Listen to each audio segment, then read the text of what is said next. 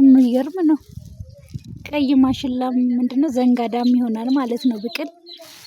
ይኸውላችሁ እንግዲህ ብቅሎች እንዲህ እንዲህ ነው ታስረው የተቀመጡት። ይሄ ገብስ ነው።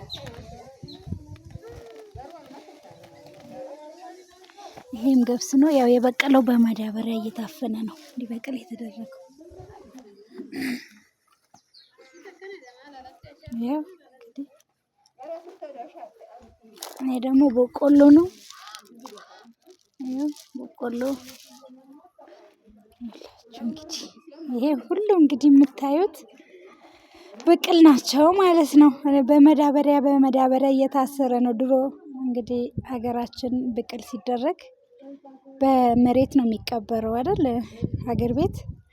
አሁን ደግሞ ያው በመዳበሪያ እየታፈነ ነው የሚቀመጠው።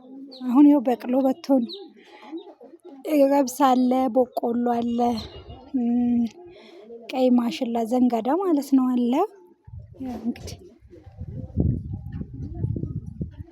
ይሄ ሁሉ ምንድነው ልትሉ ትችላላችሁ። ይሄው እንግዲህ ለተስካር ነው። ያው አክስቴ የፋሲካ ጊዜ ነው ያረፈችው እና የእሷ ተስካር እየደረሰ ስለሆነ ያው ለዛ ዝግጅት ነው ማለት ነው እየተደረገ ያለው አሁን።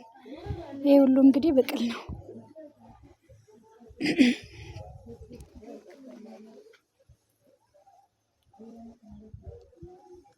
ያው አክስቴ ድንገት ነው ያረፈችው። በዓል ሊደርስ ቀናቶች በቀሩት እሷ ያረፈችው። አሁን ያው 30 ቀኗ ነው እንግዲህ። ለዚህ ነው እየተዘጋጀ ያለው የአርባዋ ማለት ነው። ያላችሁ ጌሾ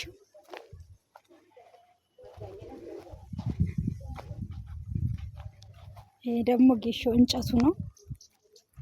ይሄ እንጨት ነው እንግዲህ ጌሾ እንጨቱ ነው ይሄ።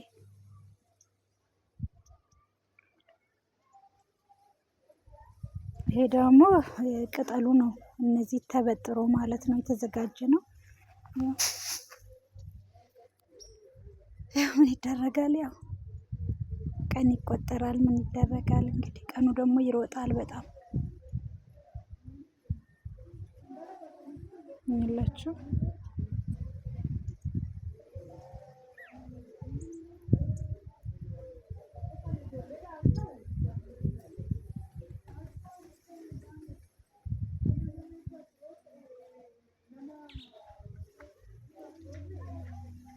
ይሄን ይመስላል እንግዲህ እንደምታዩት ይሄን ይመስላል። እዛ ደግሞ ያው ምግብ እየተሰራ ነው ውስጥ ኩሽና።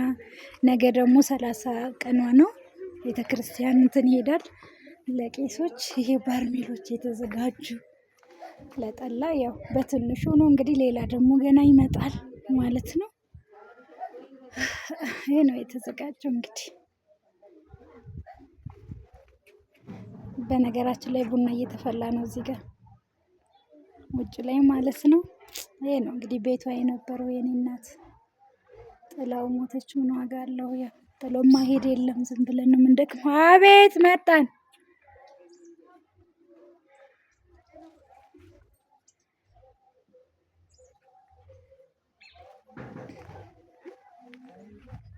እሺ